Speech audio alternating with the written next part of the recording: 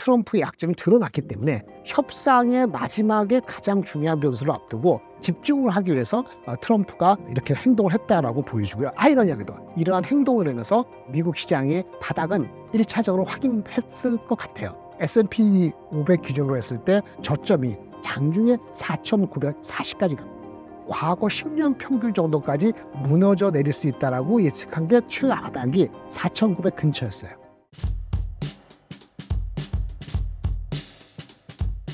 안녕하세요. 저 김장면입니다. 유니스토리 자산운용에서 근무하고 있고요. 한 달 만에 다시 뵀네요. 한 달 사이에 많은 일이 있었는데 장은 그대로네요. 아직도 2,500이 안 되고 있고, 하지만 이게 또 막바지라고 생각을 하고 좀 힘차게 4월 이제 후반기에 집어드는데 준비 잘 하실 수 있도록 제가 어줍지 않게 조언을 좀 드리도록 하겠습니다. 청취해 주십시오. 우리가 그 어마무시한 그 관세 125%, 140% 이렇게 나오는 시발점이 4월 2일부터 그래서 4월 3일부터 주가에 영향을 미쳤기 때문에 4월 2일은 그러한 어마무시한 관세가 발효되기 전이었어요. 그 당시 정도로 주가가 돌아갈 수 있다면은 그래도 괜찮은 거다라고 생각을 하거든요. 그 당시가 코스피는 2,505 정도였습니다. 코스피 2,505가 아직은 못 가고 있죠. 그런데 미국보다는 엄청 잘하고 있는 거예요. 미국은 제가 오늘 촬영하기 전날까지만 하더라도 미국이 대충 한 5% 빠지고 뭐 필바는 7% 빠졌는데 오늘 아침에 4월 16일 미국 아침이 거의 3% 빠졌잖아요. 그래서 계산해 보면 S&P나 나스닥 기준으로 거의 8, 9% 빠졌어요. 8% 이상 빠진 거예요. 근데 대한민국은 한 1% 정도, 2% 안 되게 빠지기 때문에 우리가 거의 6%포인트 그 상대적으로 아웃퍼폼을 하고 있는 4월 17일 현재입니다. 좀 아쉽지만 아직 4월 2일 2,500으로는 못 가서 아쉽지만은 미국보다는 클리어하게 확실하게 아웃퍼폼하고 있다는 점에서 기운을 내고자 하는 얘기고요. 대한민국이 이렇게 그 4월 2일자 주가 레벨로 거의 그래도 근접하게 간 거는 단연코, 방산, 조선 이런 겁니다. 그리고 어제부터 4월 16일부터 오늘 이틀 사이에 크게 부상하고 있는 건 실적이 괜찮은 화장품.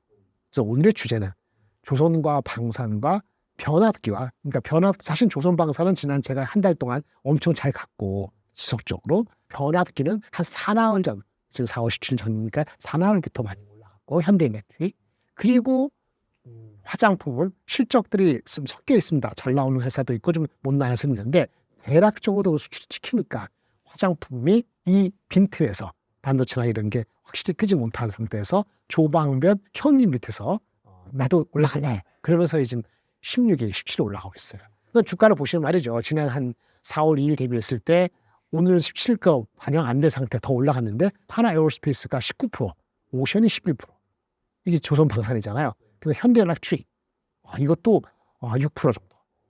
지금 촬영하고 있는 17일은 반영한 거 아니니까 더 올라가고 있죠. 이랬기 때문에 한국이 미국보다도 아웃하는 거야. 미국은 한 8% 이상 빠졌는데 우리는 2%밖에 안 빠진다는 얘기가 되는 거죠. 결국은 우리는 왜 그럼 더 못 가느냐면 삼성전자, 하이닉스가 아직 부진해서 그래요. 삼성전자가 마이너스 7%인데 오늘 약간 반등하더라도 1% 아니니까 마이너스 6점 얼마. 하이닉스는 많이 빠졌어요. 예, 오늘도 빠지는 것 같은데 한 12%.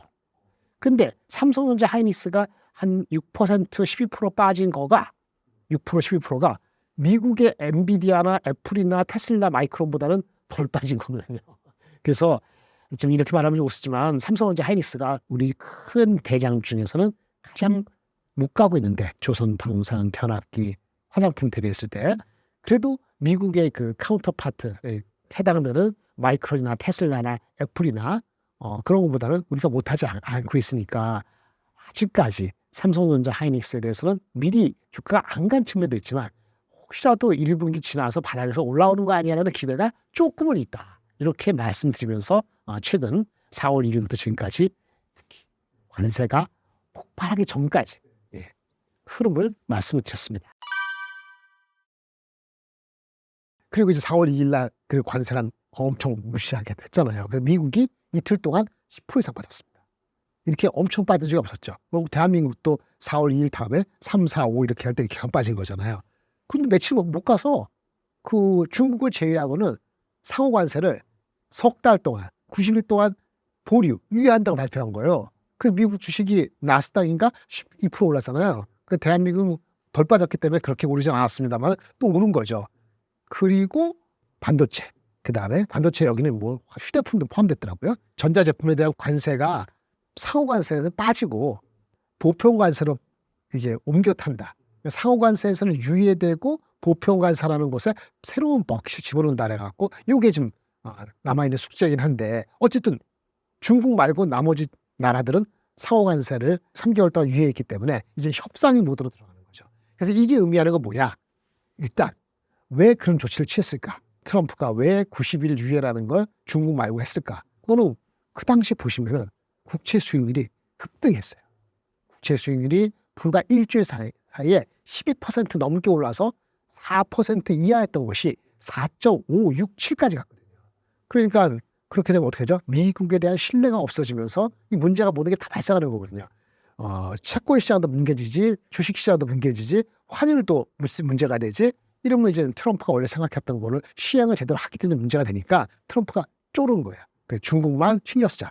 중국하고의 협상이 핵심이 있다는 건 알잖아요. 근데 모든 나라의 상호 관세를 바로 시행한다는 거는 이 협상의 포커스에서 흐트러진다. 그래서 트럼프는 국채 때문에 쫄았고 트럼프의 무기는 관세 맞죠. 관세라는 무기를 갖고 휘두른 거 맞고 여러 사람들한테 엄청 상처를 주려고 했고 상처를 줬는데 정작 자기한테는 최대 약점이 있었죠. 국채라는. 그래서 그것이 트럼프의 약점이 드러났기 때문에 앞으로의 주식시장은 10% 빠지고 12% 올라가고 이 폭보다는 분명히 조금은 더 수그러져서 그렇다고 변동성이 없는 건 아닌데 3% 2% 정도 왔다 갔다 하겠지만은 이게 다시 뭐 7% 이렇게 급등락의 그 규모는 잦아지는 겁니다. 이게 폭풍을 앞두고 협상의 마지막에 가장 중요한 변수를 앞두고 집중을 하기 위해서 트럼프가 이렇게 행동을 했다라고 보여주고요. 아이러니하게도 이러한 행동을 하면서 미국 시장의 바닥은 1차적으로 확인했을 것 같아요. S&P 500 기준으로 했을 때 저점이 장중에 4,940까지 갔거든요. 과거 10년 평균 정도까지 무너져 내릴 수 있다라고 예측한 게 최하단이 4,900 근처였어요. 근데 10년 평균이면 AI든 뭐 다 필요 없이 그냥 과거 평균을 회귀해. 그게 18점 몇 배거든요. 4,900 초반까지 갈 수 있는데 실제 4,940 가고 바닥 올라왔죠. 촬영하는 이 순간은 오늘도 많이 빠졌습니다. 그래도 5,300, 5,200 유지되는 것이 바닥을 확인했다. 즉 트럼프는 쫄았다. 협상은 중국만 먼저 한다. 그래서 바닥은 다시 트럼프가 관세 유예한 거를 바로 모든 걸 관세 인하 안 시켜주고 다시 그대로 시행할 가능성보다는 어쨌든 협상을 하면은 좀 낮아지지 않을까라는 기대 심리가 있다 보니까 주가의 바닥에서 올라와서 다시 반락을 하더라도 그 전저점 바닥은 안 갈 가능성이 더 크지 않느냐. 이것이 지금 4월 17일 현재 메타버스의 핵심 포인트입니다. 트럼프는 계속 러브콜은 아니더라도 던지고 있죠. 야, 시진핑, 난 널 좋아해.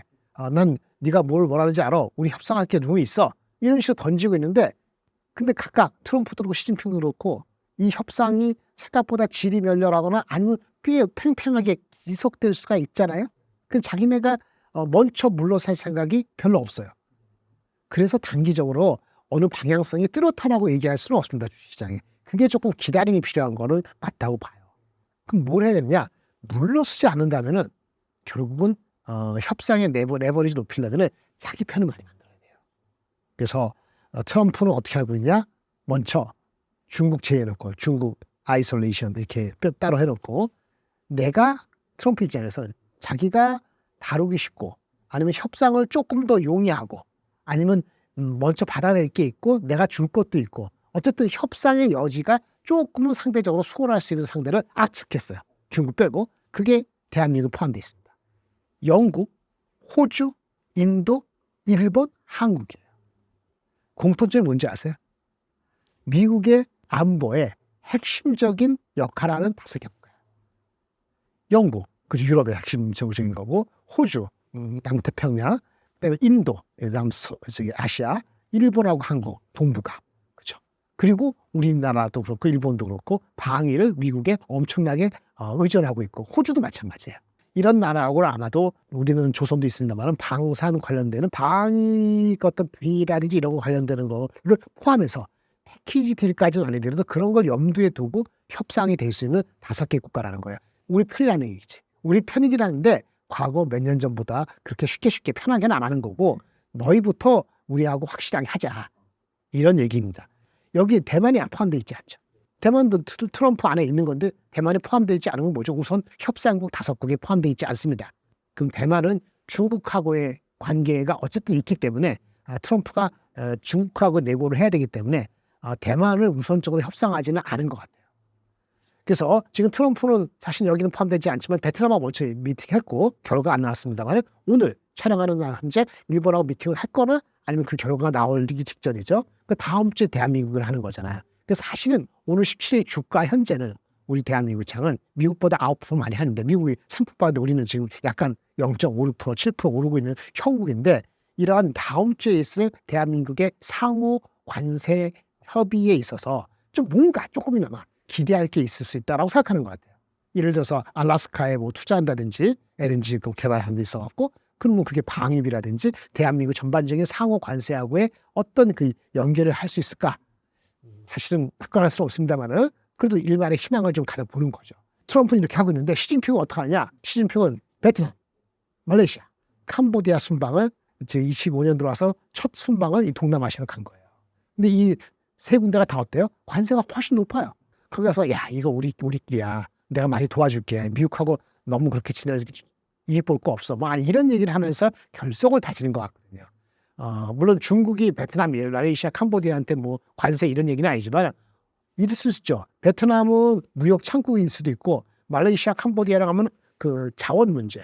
말레이시아 같은 경우는 특히 해협을 지나가야 되기 때문에 자원을 수송하는 문제에서도 말레이시아는 중요하고 캄보디아, 베트남은 자기네의 공작 내지는 그 무역의 중간 다리 역할로서 중요하다고 생각을 하기 때문에 시진핑이 동남아 순방을 하면서 시간을 끄는 것 같아요. 더 이상 뭐 미국을 자극하지는 않다 하더라도 뭐 자극을 안 할 수는 없죠. 미국이 더 자극합니다. 오늘 뉴스 나오면 미국이 뭐라 하냐면은 야, 그 이란산 원유 중국에 팔지 마. 이렇게 했거든요. 그러니까 이란산 원유를 어디서 팔아요? 캐나다 판다 그러거든요. 중국에 못 파니까. 그래서 원유 가격이 다시 또 오르고 WTI가 오르고 이러거든요. 각국이 난리가 나는 거예요. 그리고 중국은 또 뭐냐면 중국이 대두를 많이 수입합니다. 대두 아시죠? 대두를 수입해서 사료로 많이 쓰거든요. 뭐 사료를 써요? 돼지고기 사료. 돼지고기 많이 먹는 게 중요한 게 대두인데 대두를 중국에서 많이 사용하는 것이 예전에는 미국한테 절대적으로 의존했고요. 대두 사용량에서 중국의 40%가 미국에서 들어왔었어요. 10여 년 전만 하더라도. 근데 그 무역 전쟁, 무역 규제 뭐 하면서 7, 8년 전에 그거 하면서 최근 많이 낮춰갖고 중국의 수요 중에서 한 20% 좀 넘는 정도만 미국에 의존해요. 근데 지금 미국이 좀 관세를 내렸잖아요. 그래서 오늘 기사 나온 거는 미국 대두를 확 줄이고 관세 100몇십% 이고 할 수 없었습니까? 브라질 걸 늘린다고. 또 브라질하고 체결을 했다고 그런 뉴스가 나오는 거 봤을 때는 이 시진핑도 그렇고 중국도 금방 무너져서 기미는 없는 거예요. 레버리지를 높이기 위해서 일단 자기의 우군을 확보한다는 측면에서 동남아를 갖고 이번 주 시간이 가고 다음 주 트럼프가 과연 이번 주 일본 포함해서 한국하고 다 핵심적인 우선 협상국 자기의 그 우방국하고 협상이 어떻게 되는지 시진핑은 동남아 순방한 거 결과가 어떻게 되는지를 각자 생각해서 한 1, 2주 지난 다음에 뭐 다시 또 구체적으로 뭐 물밑 작업이 있을 수는 있으면 이것이 조금 더 길게 될 수는 있다. 이런 생각을 하셔야 될 것 같고요. 대한민국 주식을 바라보는 입장에서는 어쨌든 다음 주에 우리나라 상호 관세가 조금이나마 25%에서 낮춰지는지. 근데 무조건 낮춰진다고 할 게 아닌데 낮춰지는 것만큼 우리가 반대급부로 무엇을 주는지 왜 놓는지 이거를 지켜볼 필요가 있죠.